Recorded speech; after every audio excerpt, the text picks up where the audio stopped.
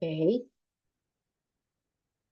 Sean todos súper bienvenidos a este maravilloso club de lectura. Bueno, pues esto también es una grabación para aquellos que no se pueden unir en vivo.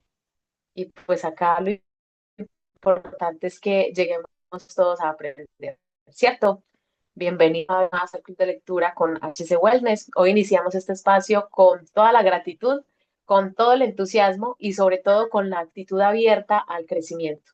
Qué alegría de verdad, qué alegría es encontrarnos nuevamente con el propósito de leer con conciencia, ¿sí? No leer por leer, sino con conciencia y con el propósito de aprender juntos, ¿cierto? Y de sembrar en nuestra mente ideas que eleven nuestra vida, nuestro negocio y nuestra forma de ver el mundo en general, ¿cierto? Hoy queremos recordar un principio fundamental de este libro y es que el principio de la fe es muy importante, ¿cierto? Empiece y hágase rico de Napoleón Hill. La fe no es solo creer, es saber, incluso aun cuando no vemos resultados, ¿cierto? Es tener esa certeza, es tener esa convicción interna de que podemos avanzar, ¿cierto? Esa convicción que nos permite avanzar con decisión y que aun cuando el camino parece incierto, pues avancemos, ¿sí? Napoleón Hill nos enseña que la fe es el estado mental que se crea a través de los pensamientos repetidos, ¿cierto? Cuando elevamos nuestra emoción y bueno, y sobre todo cuando tenemos una visión clara, un norte claro de lo que realmente queremos lograr. Entonces, el mensaje para iniciar la lectura de hoy es recordar la lectura anterior, ¿cierto? La lectura pasada, y es que la fe es el deseo, es ese puente entre el deseo y la realización, ¿cierto? Lo que nosotros estamos buscando y realmente si vamos a alcanzar, ¿cierto? Esa fe es el motor invisible que transforma la idea en ese propósito firme, ¿cierto? Nos ya tenemos el pensamiento, ya miramos nuestra idea, bienvenida. Y finalmente, pues los resultados concretos. O sea, esa fe es lo que nos permite que realmente lleguemos a tener los resultados que queremos. Entonces, una vez más, pues hoy los invito a leer con el corazón abierto, a escuchar con intención. Buenísimos días, mi Rox. A escuchar con intención y pues sobre todo a tener en cuenta esas palabras que nos fortalece a nosotros mismos, a arraigarnos más a ese propósito, a esa abundancia que estamos llamados a vivir. Bien, entonces, bueno, pues este club de lectura que sea una vez más un espacio de inspiración, de crecimiento, de conexión, donde cada uno de estos encuentros nos acerque un poco más a la mejor versión de nosotros mismos, ¿cierto? Estamos llamados a construir, si es un negocio, para que hagamos una construcción sólida y que podamos generar esos ingresos residuales que nosotros queremos, pero es más un llamado a construirnos nosotros mismos, ¿sí? Porque de acuerdo a lo que somos, pues es lo que atraemos, lo que tenemos. Entonces, bien, bienvenidos una vez más entonces y vamos a iniciar con la lectura y vamos a seguir entonces con este título, La química mental hace magia. Vamos avanzando en el libro. ¿Ok? Bueno, quiero dejar una pregunta de acuerdo a la lectura anterior y es que si de pronto no estuviste en la lectura anterior, pues está en el canal de YouTube. ¿Y qué pensamiento de fe hoy estoy dispuesto yo a repetir para reemplazar la duda, para reemplazar ese miedo que me ha limitado a acercarme a la vida en abundancia que deseo crear? ¿Cuál es ese pensamiento de fe que yo voy a repetir todos los días? ¿Cuál es? Es una pregunta para todos, para que la respondamos en nuestra mente o en un librito, en un cuaderno, en nuestro blog de notas, ¿cierto? Para que reemplacemos ese miedo, eso que nos detiene, eso que no nos permite avanzar correctamente. Bueno, entonces con esa pregunta de reflexión, vamos entonces a avanzar. La química mental hace magia. Realmente esto es un libro fantástico, es poderoso. Un breve párrafo en un despacho de noticias en relación con Madame Schumann Hay da la clave del estupendo éxito de esta mujer como cantante. Cito el párrafo porque la clave que contiene no es otra que el deseo. Al comienzo de su carrera, Madame Schumann-Heig visitó al director de la Ópera de Viena para que le hiciera una prueba de voz, pero él no la aprobó. Después de echar un vistazo a la desgarbada y pobremente vestida muchacha, exclamó, nada cordial. Con esa cara y sin ninguna personalidad, ¿cómo espera tener éxito en la ópera, señorita? Olvide esa idea. Cómprese una máquina de coser y póngase a trabajar. Usted nunca podrá ser cantante. Nunca es demasiado tiempo. El director de la ópera de Viena sabía mucho sobre la técnica del canto. Sabía muy poco del poder del deseo, cuando éste asume las proporciones de una obsesión. Si hubiera conocido mejor ese poder, no hubiese cometido el error de condenar al genio sin darle una oportunidad. Hace varios años, uno de mis socios se enfermó. Se puso cada vez peor a medida que el tiempo transcurría y finalmente lo llevaron al hospital para operarlo. El médico me advirtió que había muy pocas posibilidades de que yo volviera a verlo con vida, pero esa era la opinión del médico y no la del paciente. Poco antes de que se lo llevaran al quirófano, me susurró con voz débil. No se preocupe, jefe. En pocos días habré salido de aquí. Una enfermera me miró apenada pero el paciente no, pero el paciente se recuperó satisfactoriamente. Cuando todo hubo terminado, su médico dijo, no lo salvó otra cosa que su deseo de vivir. Nunca hubiera salido de este trance si no se hubiese negado a aceptar la posibilidad de la muerte. Creo en el poder del deseo respaldado por la fe, porque he visto cómo ese poder eleva a los hombres desde comienzos humildes a posiciones de poder y riqueza. Lo he visto cómo saqueaba la tumba de sus víctimas, cómo servía de medio para que los hombres llevaran a cabo su rehabilitación después de haber fracasado en un centenar de formas distintas. Lo he visto darle a mi propio hijo una vida normal, feliz y llena de éxitos, a pesar de que la naturaleza lo enviase a este mundo sin orejas. ¿Cómo se puede dominar, cómo se puede dominar y usar el poder del deseo? Eso queda explicado en este capítulo y los subsiguientes de este libro mediante algún extraño y poderoso principio de química mental que nunca he divulgado. La naturaleza envuelve en el impulso del deseo ardiente ese algo que no reconoce la palabra imposible, ni acepta el fracaso como realidad. No hay limitaciones para la mente excepto las que aceptamos. La pobreza y la riqueza son vástagos del pensamiento. Frase para enmarcar. La fe. Visualización y creencia en la consecución del deseo. El segundo paso hacia la riqueza. Sí, mi Rox. El segundo paso, buen dato. Sí. El segundo paso hacia la riqueza. La fe es el elemento químico primordial de la mente. Cuando la fe se mezcla con el pensamiento, el subconsciente capta la vibración, la traduce en su equivalente espiritual y la transmite en la inteligencia universal, como el caso de la plegaria. Las emociones de la fe, el amor y el sexo son las más poderosas entre las principales emociones positivas. Cuando se mezclan las tres, tienen efecto de colorear el pensamiento de tal manera que éste alcance el momento de subconsciente y allí se transforma en un equivalente espiritual, la forma singular que induce una respuesta de la inteligencia infinita. Por eso, por ejemplo, las personas que estudian la Cábala, ¿cierto? Que estudian entre línea el contenido que traen los libros sagrados, en especial, pues, la Torá, la Biblia, ¿cierto? La versión del Antiguo Testamento, cuando leen entre líneas y empiezan a hacer esas investigaciones para que se les permita avanzar un grado más, deben de estar casados, deben de tener su pareja. ¿Por qué? Porque ellos son fieles creyentes de lo que allí está como contenido encriptado y es que una pareja, ¿cierto? Una pareja que se consiente, una pareja que realmente conecta con su vida sexual y la espiritual son los mejores creadores de riqueza y abundancia, ¿sí? De acuerdo a la naturaleza del ser. Entonces, esa vibración de hombre y mujer, como bien la creación así lo hizo, ¿cierto? Nuestro Dios, esa fuerza creadora, la divinidad, en lo que sea que crezca, ¿cierto? Que crea, ¿cierto? Hombre y mujer, así fueron hechos, hembra y macho para procrear. Y bueno, pues siempre estamos procreando, así no sea una nueva vida, pero cuando el pensamiento del hombre y la mujer se unen, siempre, siempre se generan buenas vibras y es ahí donde cuando menos pensó surgen ideas, ¿cierto? Ve, se me vino esta idea y entonces hay un complemento y entonces todos tiramos para adelante. Por eso es muy importante tener en cuenta de que eso que nos han vendido toda la vida, de que no, por ser polos opuestos hasta cierto punto.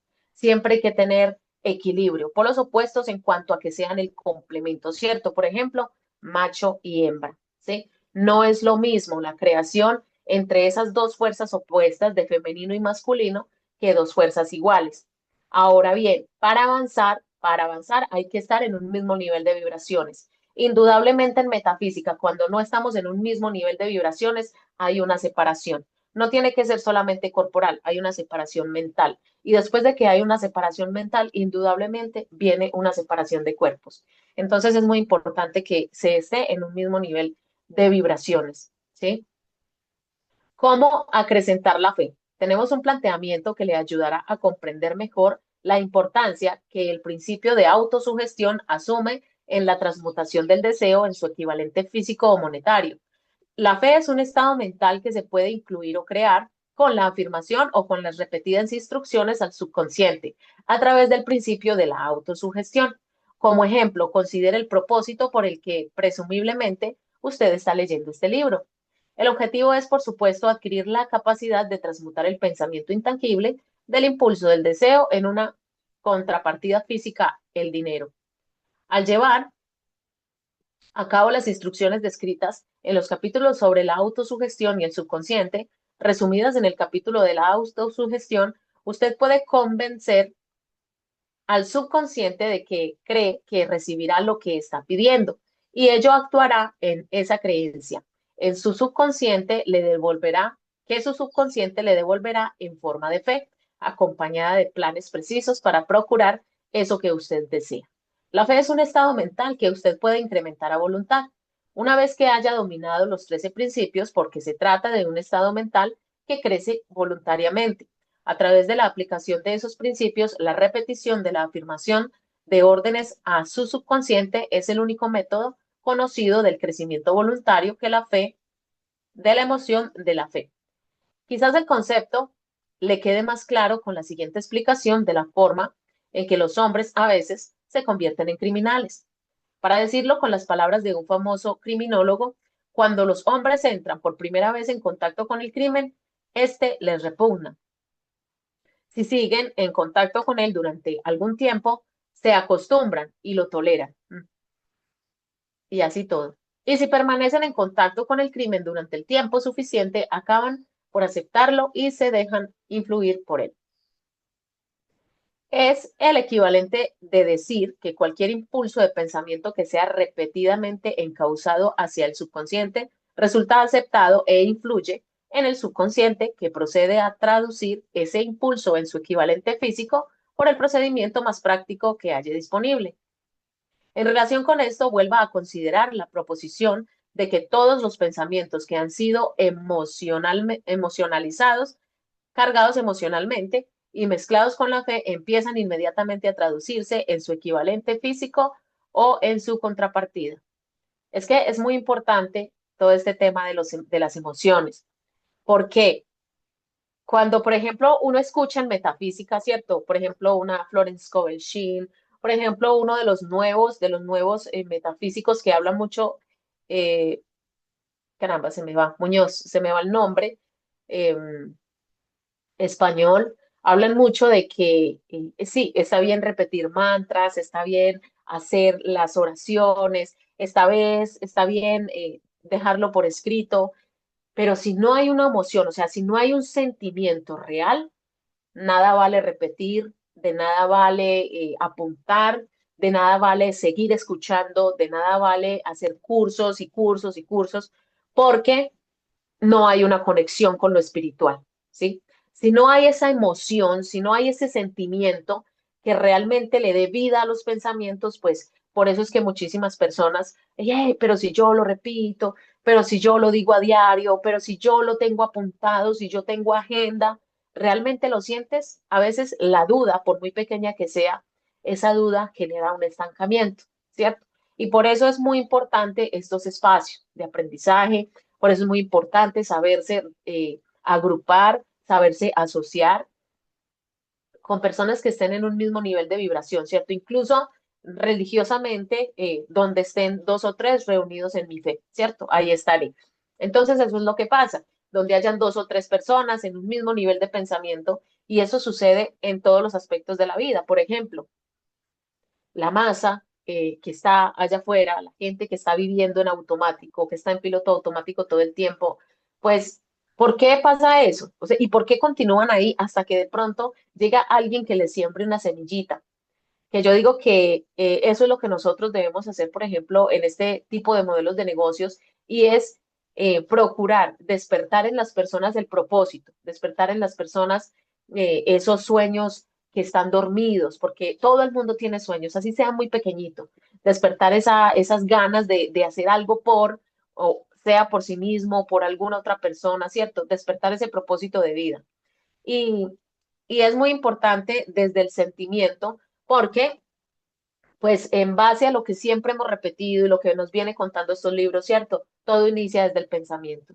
Todo parte de un pensamiento a una idea y pues con la emoción, con el sentimiento, se transmuta a una realidad, ¿cierto? Entonces es muy importante tener eso en cuenta porque pues hay muchos pseudo líderes por ahí que a veces dicen, no, es que eres demasiado emocional, es que estás tan emocional que cuando sube la emoción baja la inteligencia y es real, pero eso puede ser utilizado en favor de.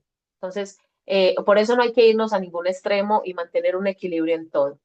Las emociones o la porción sentimental de los pensamientos son los factores que dan vitalidad y acción a estos. Mezcladas con cualquier impulso de pensamiento, las emociones de la fe, el amor y el sexo le añaden más energía de la que tendría por sí sola. No solo los impulsos de pensamiento que se hayan mezclados con la fe, sino los que se mezclan con cualquiera de las emociones positivas o de las negativas, pueden alcanzar el subconsciente e influir en él. Nadie está condenado a la mala suerte. A partir de esta afirmación, usted comprenderá que el subconsciente traducirá en su equivalente físico un impulso de pensamientos de naturaleza negativa o destructiva con tanta facilidad como actuaría con el pensamiento de naturaleza positiva o constructiva. Es que incluso es un poquito más desgastante pensar en negativo. Incluso es un poco más desgastante. Esto explica el extraño fenómeno que millones de personas experimentan denominado infortunio o mala suerte. Hay millones de personas que se creen condenadas a la pobreza y al fracaso por culpa de alguna fuerza extraña que creen no poder controlar. Ellos son los creadores de su propio infortunio, a causa de esa creencia negativa que su subconsciente adopta y traduce en su equivalente físico. Este es un momento apropiado para sugerirle de nuevo que usted puede beneficiarse transmitiendo a su subconsciente cualquier deseo que quiera traducir en su equivalente físico o monetario. Es un estado de esperanza o convicción de que la transmutación tendrá lugar. Su convicción o su fe es el elemento que determina la acción de su subconsciente. No hay nada que le impida embaucar a su subconsciente a darle instrucciones a través de la autosugestión, tal como yo engañé al subconsciente de mi hijo. Es una reflexión bastante amplia porque pues sabemos que Napoleón Hill nos cuenta en lectura anterior que el hijo vino al mundo sin orejas, ¿cierto? Y que a pesar del dictamen médico, él le hablaba a la parte de atrás del oído a su hijo desde siempre y, y él le inculcó un pensamiento de que eso traía una ventaja, ¿sí? Así él no lo creyera. Y Napoleón Hill dice, esa pequeña mentira que implanté en mi hijo lo hizo llegar a tan grandioso éxito, ¿cierto? Que en unos años, estando pequeño todavía, con seis centavos de dólar, creó 42 centavos de dólares en un solo día, ¿cierto? Es una historia bastante maravillosa. Entonces, de esa misma manera, nosotros podemos engañar al subconsciente, al inconsciente. Entonces, a veces decimos, no, es que no es bueno decir mentiras y no lo veamos como simplemente decirnos mentiras o mentirillas piadosas, sino como una visualización consciente de a dónde quiero llegar, qué es lo que realmente yo quiero ser y utilizar ese principio de autosugestión. para engañar el inconsciente, a pesar de la apariencia, estar viviendo como ya, sentir como ya estoy en el lugar donde quiero llegar, ¿cierto? Para llegar a cabo este engaño de manera realista, cuando se dirija a su subconsciente, compórtese tal como lo haría si ya estuviera en posesión del objeto material que está pidiendo. Su subconsciente traducirá en su equivalente físico por el medio más práctico y directo cualquier orden que se le dé en un estado de convicción o de fe en que la orden se llevará a cabo. Y es que es triste pensar que hay escasez de todo cuando escuchaba a Margarita Pasos hace poco y decía, hay abundancia de todo, hay abundancia de gente, hay abundancia de dinero, hay abundancia de todo. Simplemente es cambiar el pensamiento. Y yo desde muy pequeña escuchaba decir, no, es que la crisis, es que falta aquello, es que hay que cuidar de esto. Y yo veía que nunca faltaba. De hecho, hoy pasó algo muy gracioso y es que mi mamá le decía a mi hijo y a mi sobrino, van a llegar tarde. Todos los días le repite lo mismo. Van a llegar tarde. Los pelados nunca llegan tarde, ¿cierto? Entonces ahí intervine, perdón, ahí intervine y le dije, mamá, pero usted repite todos los días lo mismo y los pelados nunca llegan tarde. O sea, deje de estarlo repitiendo porque va a llegar un momento en que se va a hacer real. Y qué mal eso, ¿cierto? Repetir todo el tiempo y ella con esa preocupación, que mire la hora que... Y ya los pelados tienen todo el tiempo organizadito para llegar temprano al colegio. Entonces, eh, sucede para bien, pero también sucede para mal. Si creemos que estamos en escasez, si estamos vibrando todo el tiempo en miedo, en preocupación, en pensamientos negativos, eso emite una vibración que el universo le es imposible, a Dios le es imposible decir no, porque usted está vibrando en lo que quiere atraer. Entonces, claro, está preocupada, pues démosle otra dosis, ¿cierto? El que no quiere caldo se le dan 2 tazas, dice por ahí. Está con mucho miedo, pues démosles otra dosis de miedo.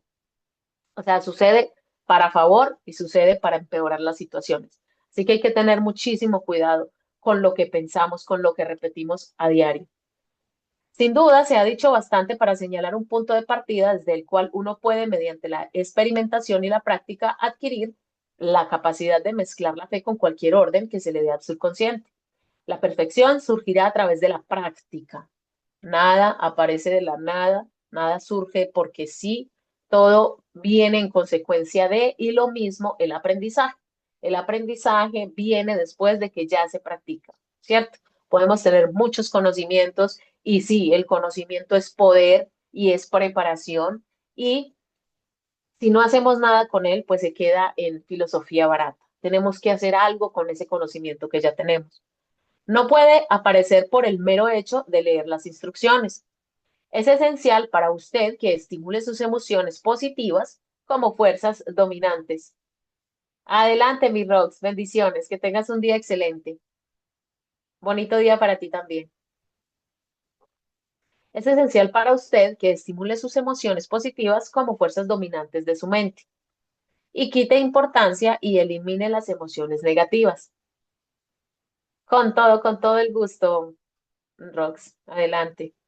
Una mente dominada por emociones positivas se convierte en una morada favorable para el estado mental conocido como fe. Una mente así dominada puede voluntariamente darle al subconsciente instrucciones para que éste aceptara y ejecutara de inmediato. El espacio anterior fue esta lectura, no la quise pausar, aunque me di cuenta muy a tiempo de que era la lectura del espacio anterior, porque no soy creyente de las casualidades. Y siento que si se, no sé, por algún motivo donde quedó, se devolvió, entonces pues dije, vamos a hacerlo, vamos a repetirlo. ¿Por qué? Porque debe ser algo bastante importante que tenemos nosotros que de pronto afianzar un poco más allí o simplemente renovar un poco y de pronto en los espacios anteriores no había quedado como tan bien plasmado. La fe es un estado mental que se puede inducir mediante la autosugestión. Durante todas las épocas, las religiones han exhortado a la humanidad en conflicto a tener fe en este o en aquel dogma o credo, pero no han logrado explicar a las multitudes cómo tener fe. No han afirmado que la fe es un estado mental que se puede inducir mediante la autosugestión. Es un lenguaje que cualquier ser humano normal podría entender. Describiremos todo lo que se sabe sobre el principio mediante el cual la fe puede aparecer donde ya no existe. Tenga fe en usted, fe en el infinito. Antes de empezar, debería recordar que la fe es el elixir eterno de la vida, poder y acción al impulso del pensamiento. Merece la pena leer el enunciado anterior una segunda vez y una tercera y cuarta vez. Merece la pena leerlo en voz alta. La fe es el punto inicial de toda acumulación de riquezas.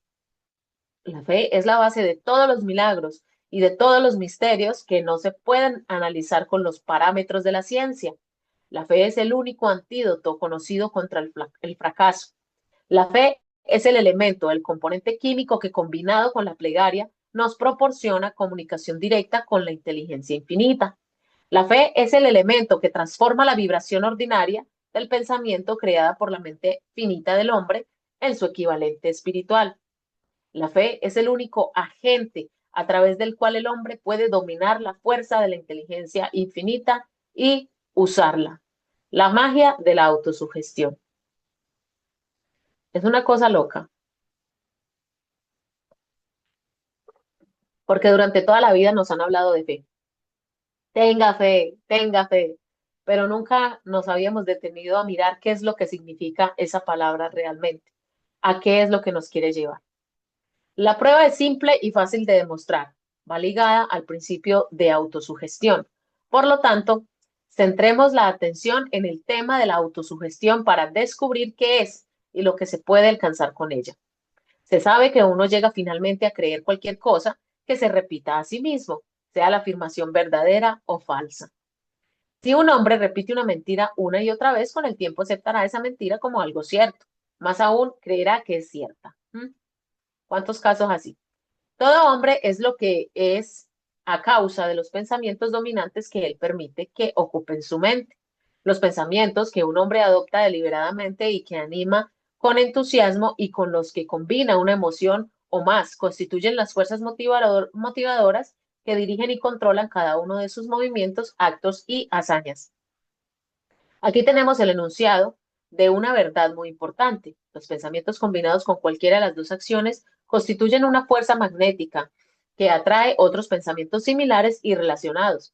Un pensamiento así magnetizado con la emoción se puede comparar con una semilla que, cuando es plantada en terreno fértil, germina, crece y se multiplica una y otra vez, hasta que aquello que en un principio fue una semillita se convierte en innumerables millones de semillas de la misma clase. La mente humana está constantemente atrayendo vibraciones que armonicen con aquella que le domina. Cualquier idea, plan, pensamiento o propósito que uno abrigue atrae infinidad de ideas afines. Lo que sea. Adhiera a estas ideas a su propia fuerza y crece hasta convertirse en el propósito maestro que domina y motiva al individuo en cuya mente se ha alojado. Volvamos ahora al punto inicial para informarnos de cómo se puede plantar en la mente la semilla original de una idea. La información es fácil de entender. Cualquier idea, plan o propósito que pueda injertar en la mente mediante la repetición del pensamiento. Por eso le damos instrucciones para que ponga por escrito un pensamiento de su propósito principal u objetivo primordial y preciso. Lo memorice y lo repite en voz alta todos los días hasta que las vibraciones auditivas hayan alcanzado su subconsciente. A esa repetición hay que ponerle sentido, hay que ponerle sentimiento, hay que ponerle emoción. Dedíquese a dejar de lado las influencias de todo ambiente desfavorable para construir su propia vida a medida. Al hacer un inventario de sus recursos y capacidades mentales, quizá usted descubra que su mayor debilidad sea su falta de confianza en sí mismo. De ahí parte absolutamente todo. Cuando no hay autoestima, cuando estamos a toda hora preguntándole a alguien qué hacer, cómo hacerlo, y dependemos de la opinión, es porque no tenemos confianza en nosotros mismos, ¿cierto? Y esa falta de confianza en nosotros mismos, esa falta de autoestima y de autocriterio es lo más desfavorable para la vida. para cualquier tema en nuestra existencia. Esta desventaja puede ser superada y la timidez transformada en coraje a través de la ayuda que el principio de la autosugestión proporciona. La aplicación de este principio puede ejecutarse mediante la sencilla enunciación de los impulsos de pensamiento puestos por escritos, memorizados y repetidos hasta que lleguen a formar parte del instrumental del que la facultad inconsciente de su mente disponga. Fórmula de la confianza en uno mismo. Primero, sé que tengo la capacidad de alcanzar el objeto del propósito definido en mi vida. Por lo tanto, exijo de mí mismo acción perseverante y continua hasta conseguirlo, y aquí y ahora prometo ejecutar tal acción. Y hay que cumplir la promesa. Segundo, me doy cuenta de que los pensamientos dominantes de mi mente se producirán con el paso del tiempo en actos externos y físicos para transformarse en una realidad física. Por lo tanto, concentraré mis pensamientos durante 30 minutos cada día en la tarea de pensar en la persona en que me propongo convertirme, creando de este modo una imagen mental clara, o sea, paso a paso. Tercero, sé que mediante el principio de la autosugestión, cualquier deseo que abrigue con perseverancia buscará expresarse a través de ciertos medios prácticos para obtener el objetivo que haya tras él. Por lo tanto, dedicaré 10 minutos cada día a pedirme el incremento de la confianza en mí mismo. Cuarto, he escrito con claridad una descripción del objetivo primordial de mi vida y nunca dejaré de esforzarme hasta que haya conseguido la suficiente confianza en mí mismo para alcanzarlo. Quinto, comprendo con claridad que no hay riqueza ni posición que pueda durar mucho tiempo y menos se haya formando y a menos que se haya formado sobre la lealtad y la justicia. Por lo tanto, no me comprometeré en ninguna transacción que no beneficie a todos los que afecte. Wow. Tendré éxito trayendo hacia mí las fuerzas que deseo emplear y la cooperación de otras. Induciré a otros a servirme por obra de mi disposición de servir a otros. Eliminaré el desprecio, la envidia, los celos, el egoísmo y el cinismo y cultivaré el amor por toda la humanidad porque sé que una actitud negativa hacia los demás nunca me dará el éxito. Wow. Conforme nosotros deseamos para el que tenemos al lado o para las personas con las que convivimos, así nos llegará. Haré que los demás crean en mí, porque yo creeré en ellos y en mí mismo. Firmaré esta fórmula con mi nombre, la memorizaré y la repetiré en voz alta una vez cada día, con la fe absoluta de que influirá gradualmente en mis pensamientos y mis actos para que yo me convierta en una persona que confía en sí misma y que goza del privilegio del éxito. Tras esta fórmula hay una ley de la naturaleza que ningún hombre ha sido todavía capaz de explicar. El nombre por el que dicha ley se conoce tiene poca importancia. Lo que importa es que funciona. Funciona para la gloria y el progreso de la especie humana. Si es usada de forma constructiva. Por otra parte, si se la usa destructivamente, destruirá con la misma facilidad. En esta afirmación podemos encontrar una verdad muy importante. Quienes se hunden en la frustración y acaban su vida en la pobreza, la miseria y la angustia lo hacen a causa de la explicación negativa del principio de la autosugestión. La causa se puede encontrar en el hecho de que todos los impulsos de pensamiento tienen tendencia a vestirse de su equivalente físico, el desastre del pensamiento negativo. El subconsciente no distingue entre impulsos de pensamientos positivos o negativos. Trabaja con el material que le suministramos. A través de nuestros impulsos de pensamiento, el subconsciente traducirá en algo real un pensamiento regido por el miedo con tanta facilidad como transformaría en realidad un pensamiento regido por el coraje o por la fe. Tal como la electricidad hace girar las ruedas de la industria y rinde servicios útiles si se le emplea correctamente o acaba con la vida si se hace mal uso de ella. Así la ley de la autosugestión nos conducirá a la paz y la prosperidad o nos arrastrará hacia el valle de la miseria, el fracaso o la muerte, de acuerdo con el grado de comprensión y aplicación que tengamos de ella.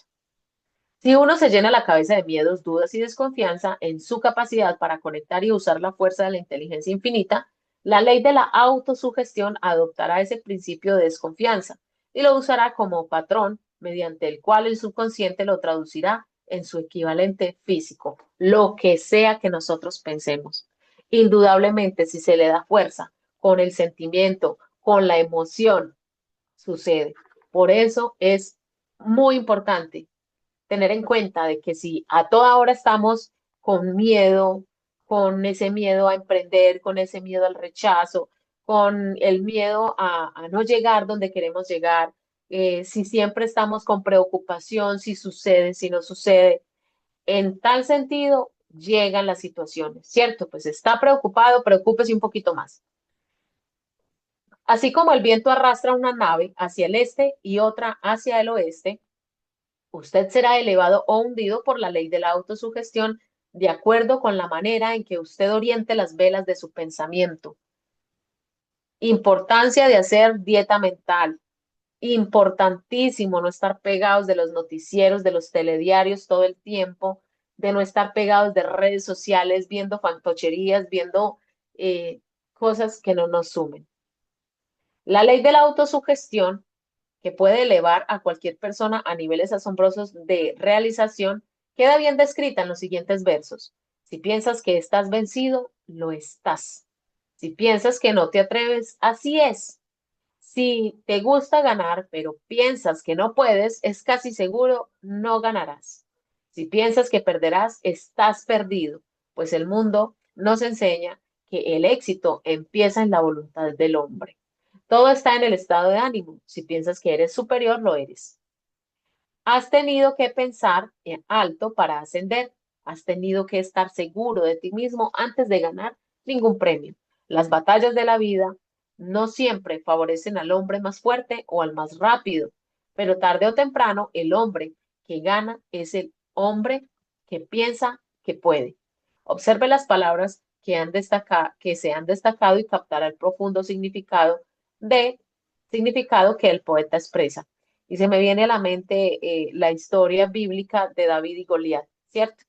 Eh, todos le tenían miedo al gigante y nadie lo quería enfrentar. Y cuando él les dijo yo puedo, estaba confiado, confiadísimo de cómo usaba su, no es una resortera, es una onda, era una onda, ¿cierto? Y él estaba confiado de lo que iba a hacer. Ahora bien, nos dicen, David venció a Goliat con una onda y una piedra. No es verdad, así inició. Pero cuando ya David tuvo en el piso al gigante, un poco aturdido, pues lo que hizo fue que le sacó la espada y le cortó la cabeza.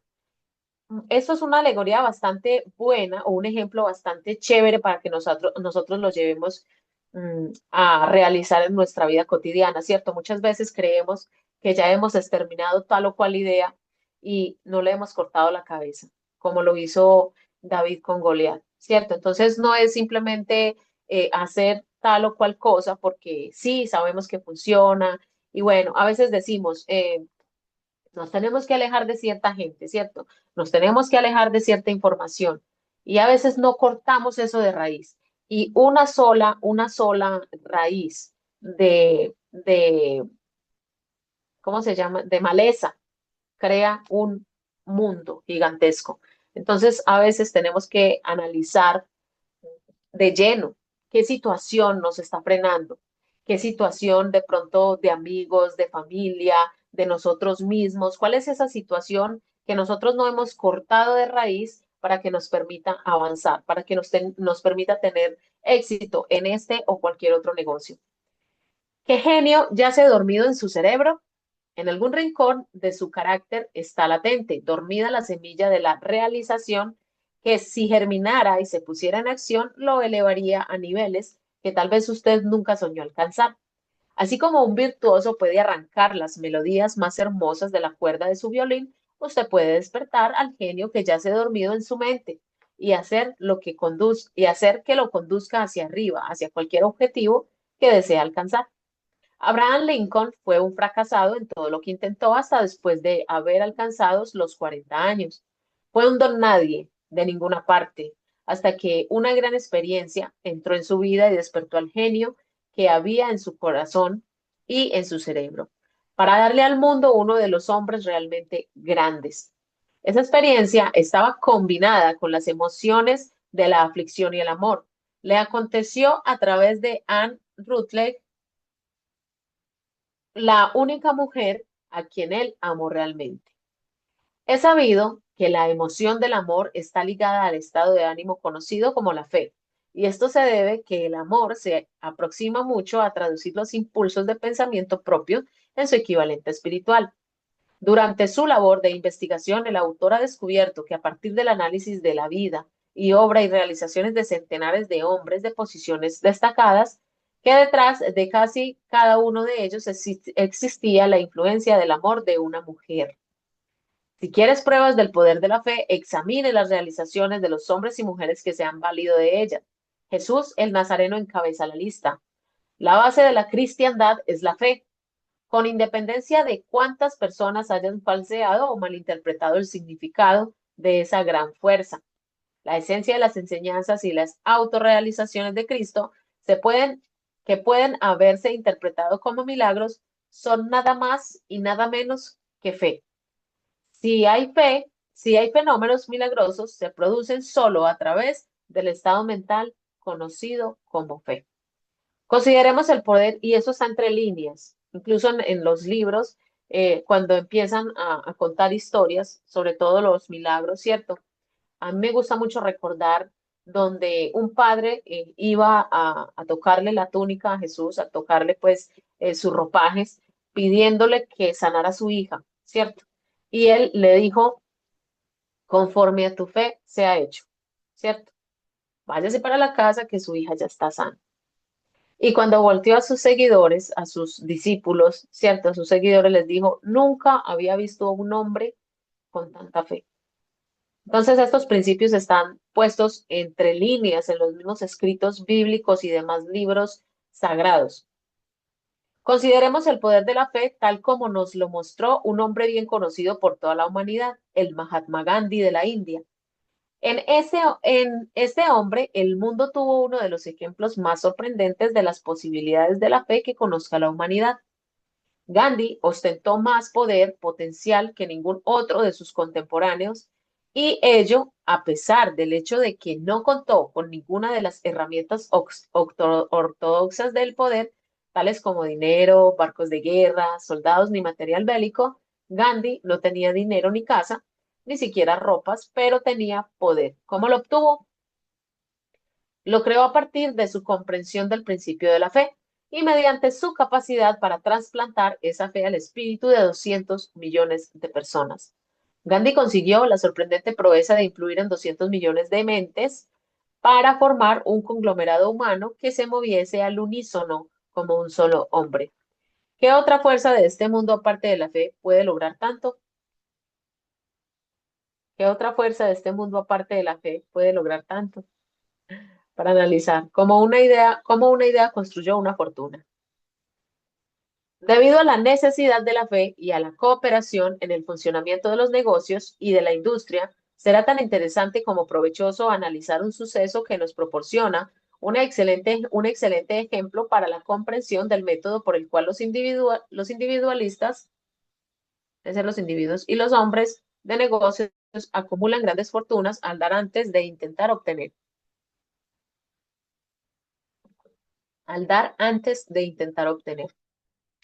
El suceso elegido para este ejemplo data de comienzos del siglo, cuando se estaba formando la United States Steel Corporation, Corporación del Acero de los Estados Unidos. A medida que lea esta historia, tenga presente esos hechos fundamentales y comprenderá que las ideas se han convertido en fortunas inmensas. Si ustedes de los que han preguntado a menudo cómo se han acumulado las grandes fortunas, esta historia de la creación de la United States Steel Corporation le resultará esclarecedora. Si tiene alguna duda de que los hombres pueden pensar y hacerse rico, esta historia disparará esa duda, porque usted podrá ver con claridad que la historia de la United States Steel Corporation, la aplicación de una proporción importante de los principios que se describen en este libro. El asombroso relato del poder de una idea ha sido escrito de forma espectacular por John Lowell del New York World Telegram y la transcribimos con su cortesía, un bonito discurso de sobremesa por $1.000 millones. Aquella noche del 12 de diciembre de 1900, en la que unos 80 miembros de la sociedad financiera se reunieron en el salón de banquetes del University Club en la Quinta Avenida para hacer los honores a un hombre joven del oeste de los Estados Unidos. Ni media docena de los invitados supuso que estaban a punto de presenciar el episodio más importante de la historia de la industria estadounidense. J. Edward Simmons y Charles Stewart Smith, llenos de gratitud por la pródiga hospitalidad con que Charles M. Schwab les había regalado durante una reciente visita a Pittsburgh, habían organizado la cena para presentar a aquel empresario del acero de 38 años a la Sociedad de Banqueros del Este de los Estados Unidos. Pero no esperaban que magnetizara de tal modo la convención. De hecho, le advirtieron que los corazones que rellenaban las camisas de Nueva York no reaccionarían a la oratoria, que si no quería aburrir a los Stillman y a los Harrisman y a los Vanderbilt, sería mejor que se limitara a 15 o 20 minutos de intrascendencias amables, pero nada más. Incluso John Pierpont Morgan, sentado a la derecha de Schwab, como indicaba su dignidad imperial, se contentó con agradecer muy brevemente su presencia en la mesa del banquete. Y en lo que se refería a la prensa, al público, todo el asunto presentaba tan poco interés que los periódicos del día siguiente ni lo mencionaron.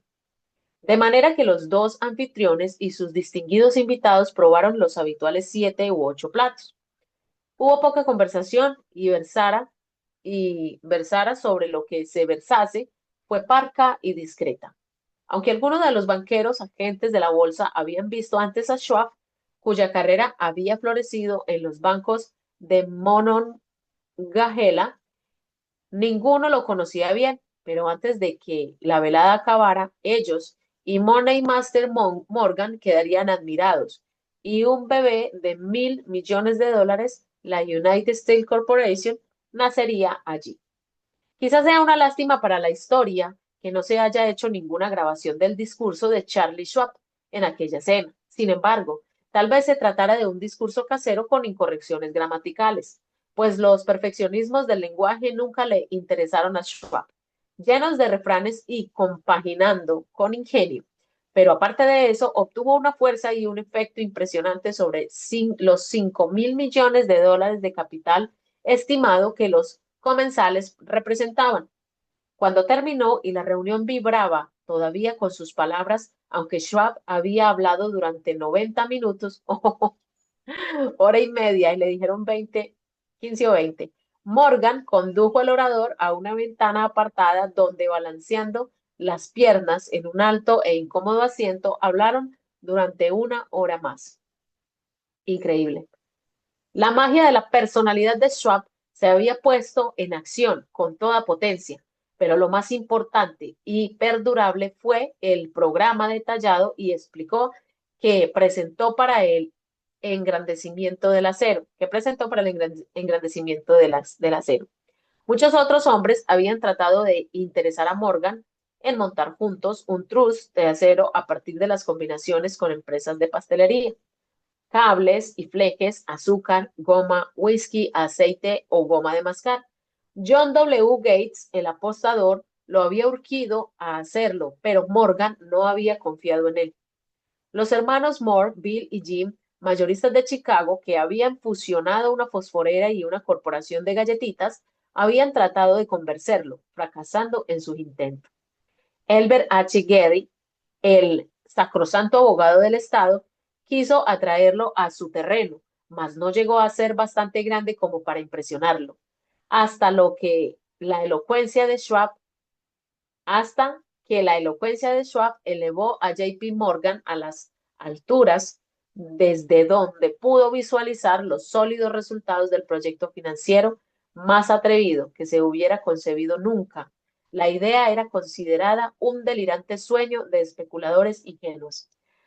Vean que a pesar de todo lo que le dijeron, las sugerencias que le hicieron, Schwab tenía fija su decisión y ya se había armado todo el plan en su cabecita. Por eso le dio tan buen resultado. El magnetismo financiero que hace una generación empezó a atraer miles de compañías pequeñas y a veces ineficazmente dirigidas a combinaciones más grandes y competitivas, se ha vuelto operativo en el mundo del acero gracias a los artilugios de aquel jovial pirata de los negocios John W. Gates. Este había formado ya la American Steel and Wire Company con una cadena de pequeñas empresas y junto con Morgan había creado la Federal Steel Company.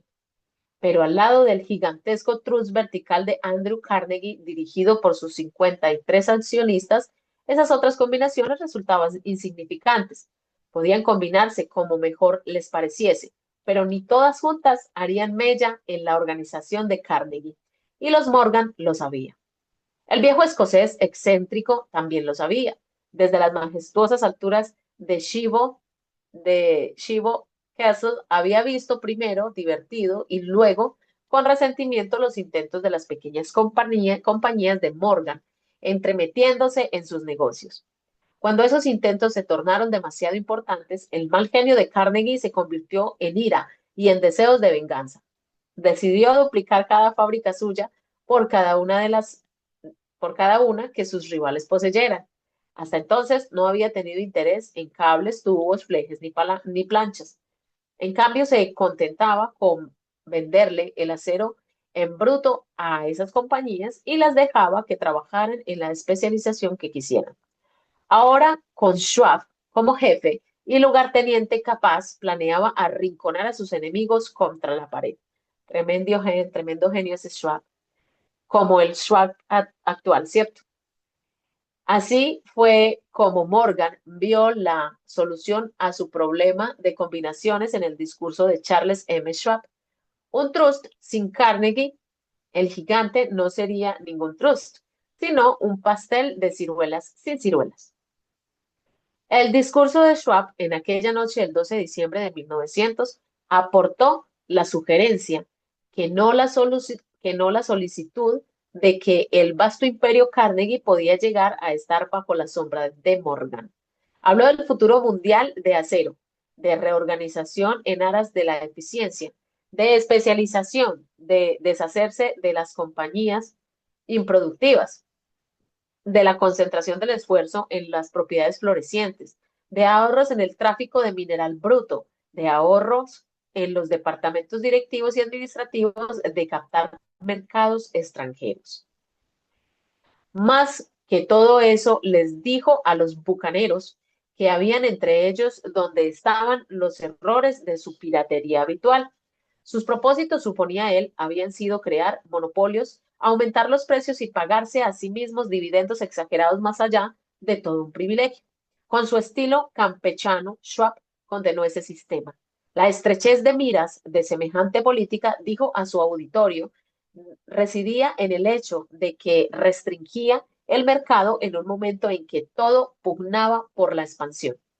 Abaratando el coste del acero, explicó, se crearía un mercado expansivo, se idearían más usos para el acero y se captaría una parte considerable del mundo de la industria.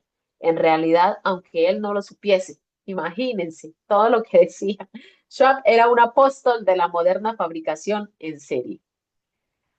Así acabó la cena en el University Club. Morgan se fue a su casa para pensar en las predicciones de progreso de Schwab. Schwab regresó a Pittsburgh a dirigir el negocio siderúrgico para Andrew Carnegie, mientras Gary y todos los demás volvían a sus teletipos para especular, anticipándose al próximo movimiento.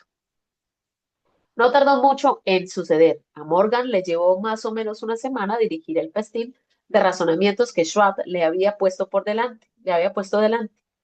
Cuando se aseguró de que no iba a sufrir ninguna indigestión financiera, llamó a Schwab y se encontró con un hombre bastante reticente.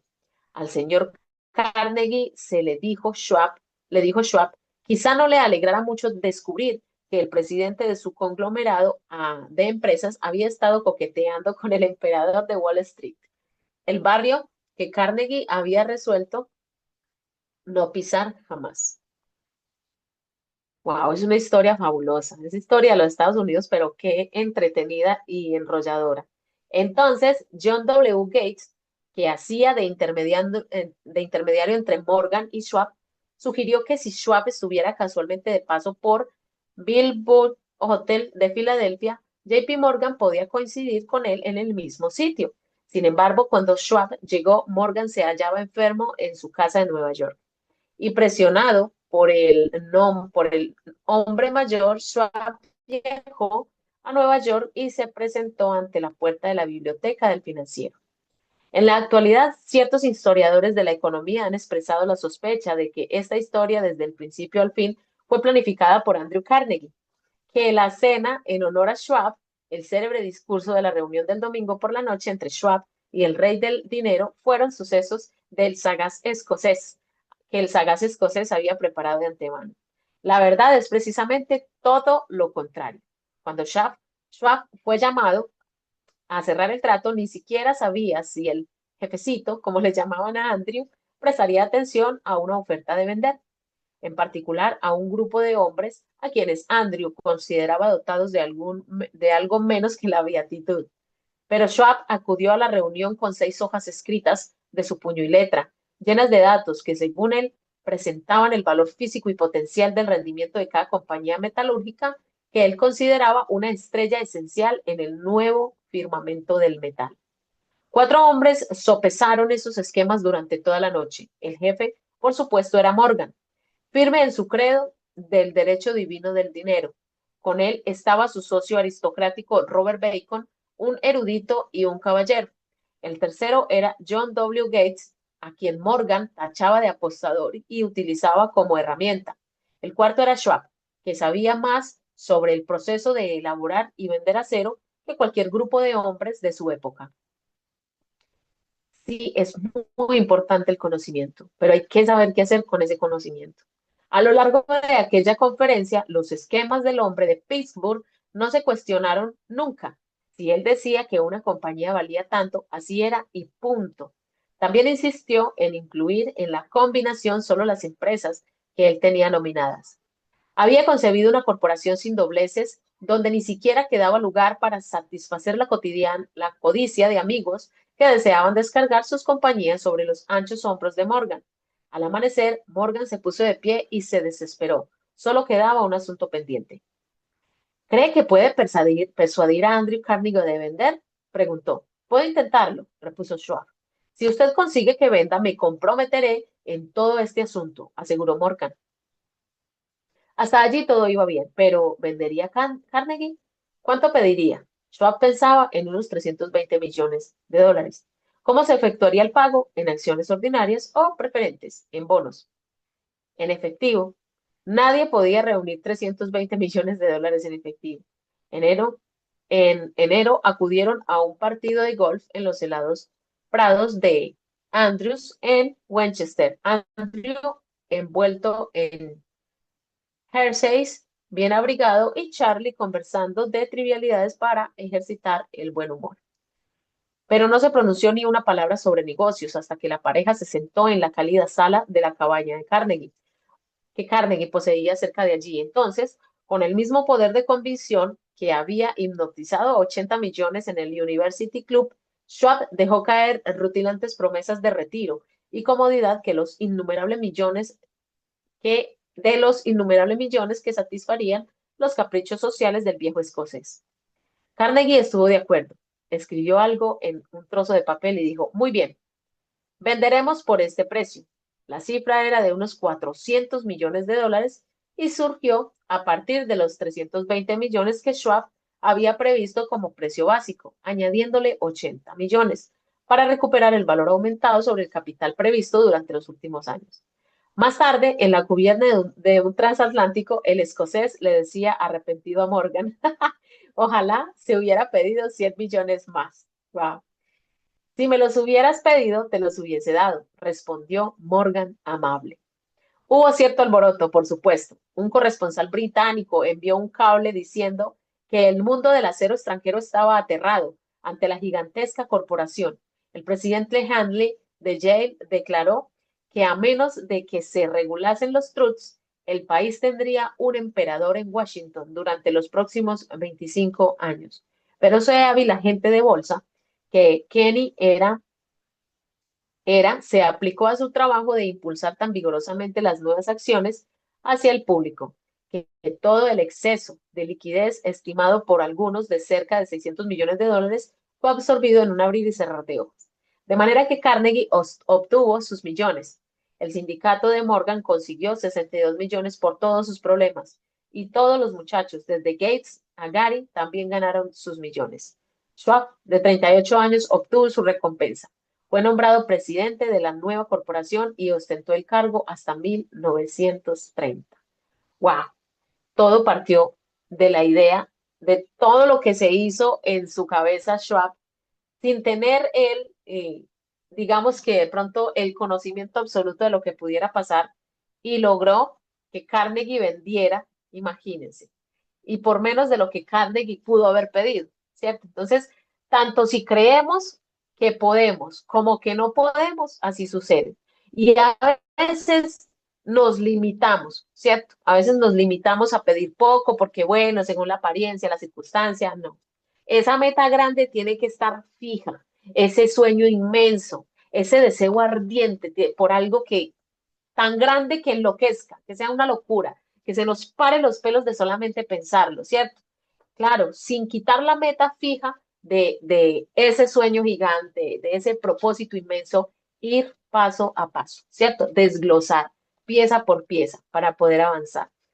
Emocionante esa lectura y aunque es simplemente historia de los Estados Unidos, realmente lo envuelve a uno. Quisiera uno realmente avanzar, pero bueno, pues hay que cerrar el club de lectura por hoy.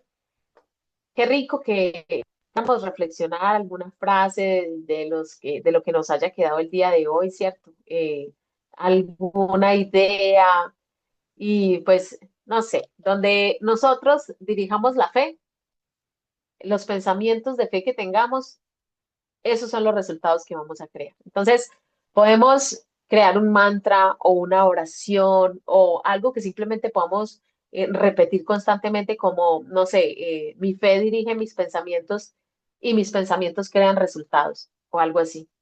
Y bueno, pues muchísimas gracias por estar, muchísimas gracias por ver el video completo, muchísimas gracias por siempre participar de ese club de lectura que son lecturas que pocas personas realizan, desarrollan. Y es un libro que es una agenda completa, o sea, hasta el paso por paso, punto por punto, historias que nos explican, vivencias que han sucedido, gente que ya pasó por ahí y que realmente obtuvieron éxito y que hoy por hoy, todas esas familias que mencionan en estos libros son las familias de poder, son el 1% de la población a nivel internacional. Así que si hoy estamos acá, pues muy probable seremos parte de ese 1% y muy pronto. Así que sin más, pues vamos a despedir este club de lectura y los invito a que mañana nos reunamos nuevamente a la misma hora, 9 a.m. Colombia, y de no poder, pues obviamente mirar la grabación. Bendiciones y nos vemos mañana. Ah, bueno, si alguien nos quiere conversar algo, maravilloso. Si no, cerramos. Hola, hola Vivi, muy buenos días. Sí, buenos días, Solo quería adelante. hacer un aporte. Bueno, la verdad que lo que dice ahí es que hay que tener una integridad y lo reafirma la psicología, la neurociencia, la programación neurolingüística y es la integridad entre lo que pienso, lo que digo, lo que siento y lo que hago. Es una mesa de cuatro patas. No puede faltar una porque se cae. Y aunado a la fe, pero dése cuenta que la base es la fe y la base de esa mesa, ese piso de esa mesa, también tiene que ver con el amor. Porque si la relación de pareja y el amor tiene que ver con las relaciones, la relación contigo mismo, la relación con la pareja, la relación con los hijos. Si no hay una estabilidad, nadie va a decir que todo el mundo va a estar 100% pelando la muela a toda hora, pero si no hay una estabilidad, si no hay un fuego, la palabra hogar significa hoguera, si no hay una hoguera constante dentro de mí, dentro de la relación de pareja, de la relación de hijos, en fin, va a ser muy difícil que así piense, siente y haga, esa mesa no va a tener un piso, va a estar parada sobre papel, porque la fe la sostiene y la sostiene el amor. Y mientras no haya un equilibrio, no perfecto, no necesita que sea perfecto, pero no hay un equilibrio que sostenga esa mesa, pues las cuatro patas no van a funcionar. Y entonces las relaciones de pareja se tienen que fortalecer para sostener esa mesa. Y eso es importantísimo. Y a veces no entendemos, vea, pero si es que yo hago los ejercicios, yo visualizo, digo las palabras, tengo fe, acciono y le meto emoción. Y no pasa nada, pero ¿qué no será? Estoy funciona. embrujado, me echaron una maldición. Y resulta que falta un cimiento, que es el amor. Ujú. No hay una estabilidad en el amor. ¿Ves? Entonces, eso hace que el resto y la sinergia se pierda. Y ahí nos dieron la clave para resumir ese pedacito. Entonces, si no hay esa base y si no hay esas cuatro paticas de esa mesa para poder hacer lo que llaman hoy en día un salto cuántico, pues va a ser muy difícil de que logremos eh, los resultados. Así nos matemos haciendo una acción. No se trata de hacer una acción y acción y acción y acción y acción. Y hay gente que se mata, que se levanta a las 4 de la mañana a trabajar y los resultados son iguales o peores. Entonces debemos tener en cuenta esa sinergia que nos están diciendo ahí que es real, que está científicamente probada por la neurociencia, por la psicología y por la programación neurolingüística. Importantísimo hacer esos cambios. Ahora, hay unos ejercicios, en la ciencia evoluciona y hay ejercicios mucho más corticos y eficaces para uno lograr hacer, llegar a esos niveles. Entonces, ese es mi aporte y lo tenemos que hacer todos los días. La constancia no es un día, sino la constancia, la perseverancia es la que finalmente va a hacer que la mente tome hábitos de riqueza, Así hábitos es. de riqueza. No son días, una semana, la mente se reprograma cada 21 días y se refuerza. Entonces, ojo con lo que hablamos porque la mente es teleológica. Funciona a través de metas y objetivos claros. Si no las tenemos claras, cómo llegar a la meta y al objetivo, y si no tenemos en cuenta estos parámetros anteriores, va a ser muy difícil de que en la vida logremos algo. Gracias, Vivi. Así es, no, excelentísimo aporte, Gilberto, muchísimas gracias. Sí, todos estos temas, pues mejor dicho, nos vuelan la cabeza porque es algo sorprendente y es lo que muchísima gente conoce como magia o como suerte y no se trata de eso. Se trata de que muchos no ven el trasfondo, no ven el camino, el recorrido y cuando ya hay una cima, cuando ya se alcance una cima, no, es que fue muy de buenas o no, es que no. Es que supo tener esas cuatro patas, como nos dijo Gilberto, esas cuatro patas de la mesa en un buen cimiento. Entonces, sí es para vivir en concordancia, para vivir en integridad y, pues, por supuesto, en equilibrio, ¿cierto? Un equilibrio constante y todo esto se inicia de un paso, parte de un inicio, por muy pequeño que sea, por una decisión pequeñita, así sea, así se ve insignificante, es simplemente iniciar, iniciar. ¿Cuándo? Ya. ¿Cuándo? Ahora mismo. Con dudas, con miedos, eso se va dejando al paso aunque nunca, nunca se desechan por completo los miedos y las dudas, pero no les damos fuerza y eso nos permite avanzar. Bueno, sin más, pues nuevamente agradecerles muchísimo y nos vemos mañana. Bendiciones, que tengan un excelente resto de día.